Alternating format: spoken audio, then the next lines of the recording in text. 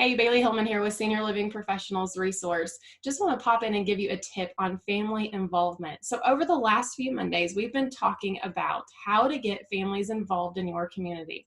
So we're in a unique situation, right, with COVID-19, where families are not able to come into our long-term care facilities and visit their loved ones. So they're wanting so badly to continue to stay involved.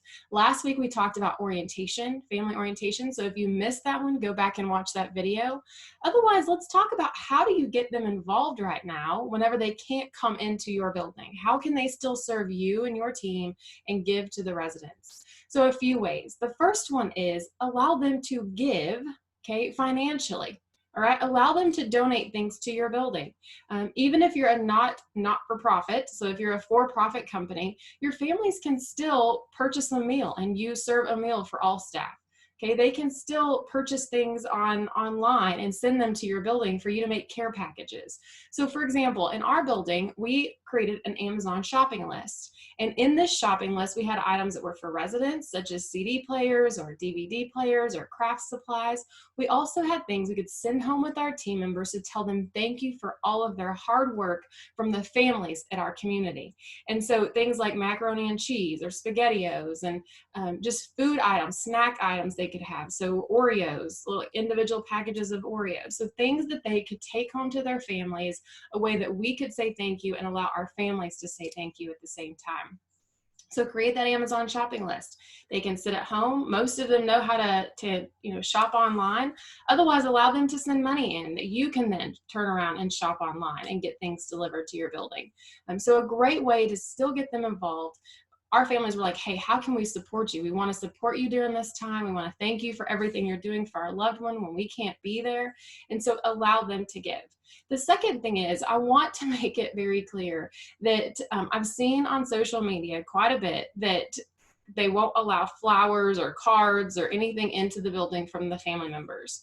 I would urge you to relook at this policy, because the likelihood of COVID walking into your building on a flower, okay, on a stemmed flower, is very, very unlikely. Okay, it's more likely that your staff member will walk in with COVID-19 on the bottoms of their shoes, or that they are themselves asymptomatic.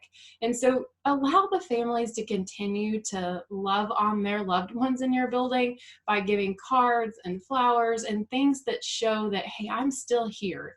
You may not see me or feel me or be able to touch me, but I'm still here. I still love you. And I promise I will be back soon as everything opens back up. So allow them that opportunity. Don't cut off everything. Okay, that was my one thing. Whenever we knew we were shutting down and families couldn't come in, I was so concerned about that connection, that relationship. And our residents have dementia. Okay, so they're even having a hard time with just the things coming in, not really understanding who it's from. They're having a hard time with the video conferencing, right? But allow your families to give tangible things. So one of my family members brings in food every night for her dad.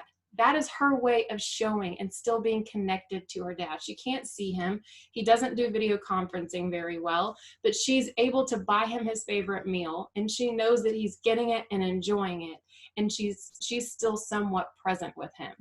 So re-look at your policies. And in some cases, maybe it is where you cut everything off. You know, if I had COVID all over my building and I wasn't sure where it was coming from, you better believe I would take every precaution necessary, even if it was preventing stem flowers from coming into my building.